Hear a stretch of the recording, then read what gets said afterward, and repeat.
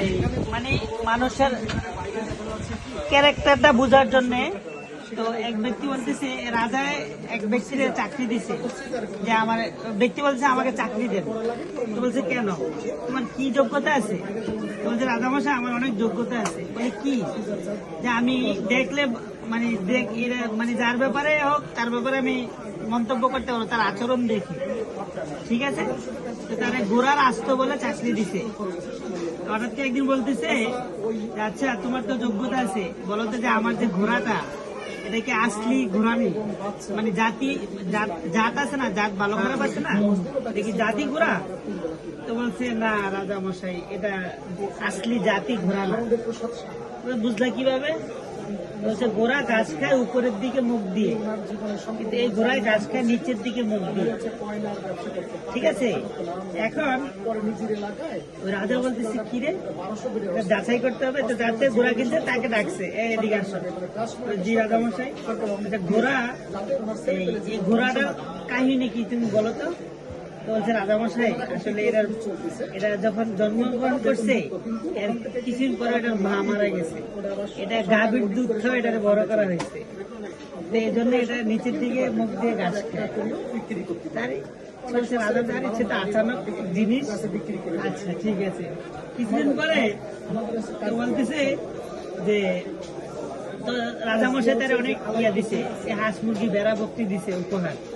কিছুদিন পরে বলতেছে আচ্ছা আমার বিবি সম্পর্কে তুমি কি মন্তব্য করবো করো তো দেখি। হ্যাঁ, তো বলছে রাজামশাই এই মানে মাফ করবেন বেয়াদবি হইলে। না বলো, কোনো অসুবিধা নেই।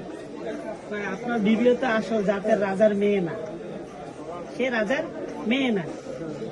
আরে কি বলো, আমি রাজার মেয়ে বিয়ে করছি। ঠিক আছে, এখন শ্বশুরালয় যোগাযোগ করছে যে কি ব্যাপার, এই মেয়ে তো আপনাদের কিনা? তো বলছে না আসলে আমাদের তো ছেলে মেয়ে হয় নাই, তো এই জন্য এই মেয়েরা আমরা পালক আনছিলাম।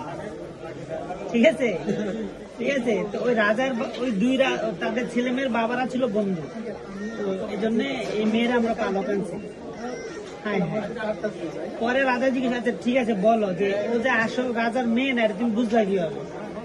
বুঝছি এভাবে যে উনি আমরা আচ্ছা আসো করো। হ্যাঁ ঠিক আছে ঠিক আছে, কোনো বাহন কোথায় ছিলাম? বলতেছে আমার রানী মানে রাজার যে ওয়াইফ সে আসল রাজার মেয়ে না। তুমি বুঝলা, তাহলে কিভাবে বুঝলা যে সে আসলে রাজার মেয়ে না?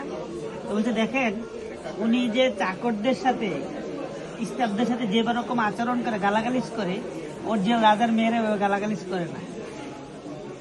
আচ্ছা ঠিক আছে, কিছুদিন পরে রাজার মনে হলো যে আমি কি আসল রাজার ছেলে কিনা। বলতেছে যে তাহলে আচ্ছা আমার ব্যাপারে তুমি মন্তব্য কি করবো বলো তো দেখি। তো আমি জান ভিক্ষা চাই হুজুর। তো ঠিক আছে, আমি তোমাকে নিরাপত্তা দিলাম, তোমার জানে কোনো ক্ষতি হবে না।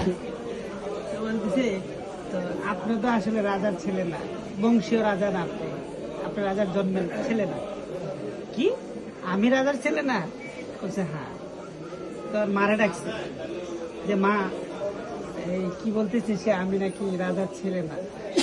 তো বলছে আসলে কাহিনী তো এই, আমার যে ছেলে মেয়ে হয়েছিল না, তো এই রাজ্য টিকাবো কি করে, এই জন্য আমরা তোমাকে ছোটবেলায় দত্তক এনে বড় করছি, এই দায়িত্ব তোমাকে দেওয়া হয়েছে। সবাই হতাশ। তারপরে ওই লোকেরা জিজ্ঞেস করছে আচ্ছা আমি যে আসল রাজার ছেলে না এটা তুমি বুঝলা কি করে?